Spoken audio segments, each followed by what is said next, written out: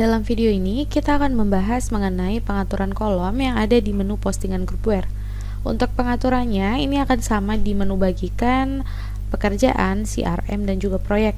Namun, dalam video ini kita akan menggunakan menu CRM untuk mengaturnya. Pertama, Bapak Ibu bisa klik baru F2.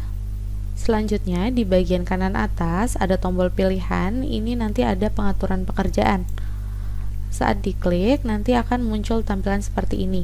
Nah, pengaturan kolom itu bisa diatur dengan klik pengaturan di sebelah pengaturan kolomnya. Selanjutnya, nanti Bapak bisa mengatur kolom-kolom ini ya. Jadi, kalau misalkan mau mengatur status perkembangan atau progress status dari postingannya, itu bisa diatur di status perkembangan ini. Nanti Bapak bisa mendaftarkan progress status baru dengan cara klik baru F2. Bisa diisi kode statusnya, namanya, kemudian dia ada di urutan berapa.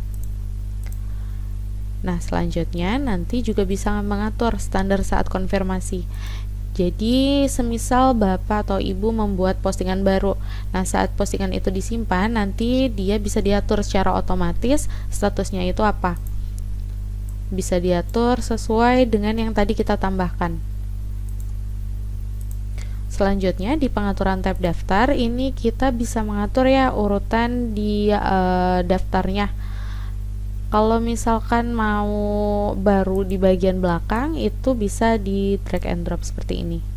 Tapi kalau barunya mau ditaruh di depan, itu juga bisa diubah seperti ini ya. Jika sudah disimpan, kemudian saat kita cek judul, di sini kita bisa ubah nama tampilan. Jadi nama tampilan ini bisa disesuaikan dengan kebutuhan Bapak dan Ibu. Jadi jika nama kolomnya ingin diubah, itu bisa diubahnya di bagian kolom nama tampilan ini. Selanjutnya jika ingin melampirkan file, itu bisa dengan menambahkan kolom lampiran ya, seperti itu. Untuk ke departemen, sisi departemen itu bisa ditambahkan. Ini fungsinya adalah untuk semisal mengirim postingan tersebut secara spesifik ke departemen atau ke departemen tertentu, seperti itu. Selanjutnya untuk otorisasi dan kata sandi, jika kita klik otorisasi, ini kita bisa mengatur ya, seperti siapa saja yang bisa melihat postingan. Jika kita klik mode informasi, rumus, nanti kita bisa atur seperti ini. Selanjutnya bisa diatur juga apakah bisa modif atau tidak. Kemudian untuk kata sandi, ini digunakan semisal tidak semua user bisa akses dan modifikasi postingannya. Jadi hanya user tertentu saja. Seperti itu. Kemudian di sini ada kolom si portal ya. Ini fungsinya jika postingan ini kita mau share juga ke si portal. Jadi di account itu ada yang namanya customer portal, di mana nanti customer bisa membuat pesanan penjualan dan nanti akan masuk ke ERP Bapak dan Ibu. Jadi nanti customer bisa langsung request untuk barang apa yang ingin dibeli, seperti itu. Nah, jika Bapak dan Ibu memiliki postingan atau membuat postingan yang ditujukan untuk si para pelanggan Bapak Ibu yang menggunakan si portal, itu wajib ditambahkan ya si portalnya, supaya nanti bisa terbagikan informasi yang ada di postingan ini, seperti itu. Untuk kolom lain seperti jenis teks 1, numeric type, tanggal, jenis kode, tipe transaksi, ini adalah jenis-jenis kolom tambahan ya yang disediakan account. Seperti jenis teks 1 ini bisa disesuaikan ya dengan kebutuhan. Jika ingin input seperti informasi-informasi yang ingin ditambahkan sebagai note aja, seperti itu. Untuk pengakses ini adalah kolom untuk mengatur user siapa yang bisa mengakses postingan yang dibuat tersebut. Selanjutnya untuk kolom numeric type atau kolom jenis teks ini, kolom jenis angka ini bisa diatur.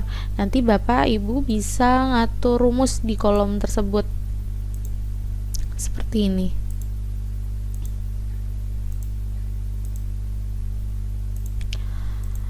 Kemudian untuk kolom tanggal ini juga bisa diubah ya.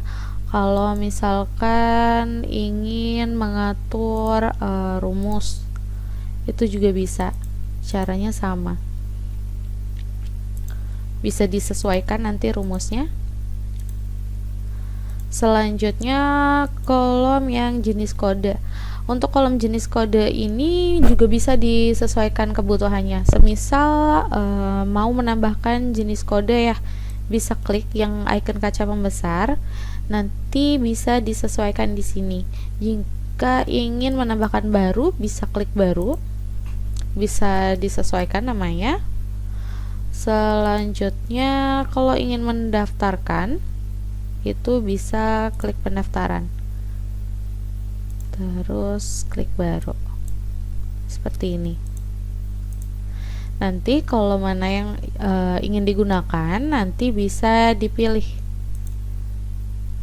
site management, simpan. Kemudian untuk tipe transaksi ini digunakan untuk menyambungkan pekerjaan ya dari menu lain. Nah, yang tersedia hanya ada yang di menu-menu yang ditampilkan di search condition di sini aja. Seperti itu. Nah, selanjutnya untuk bisa ditampilkan ini setelah diatur di sini, kita harus klik simpan dulu.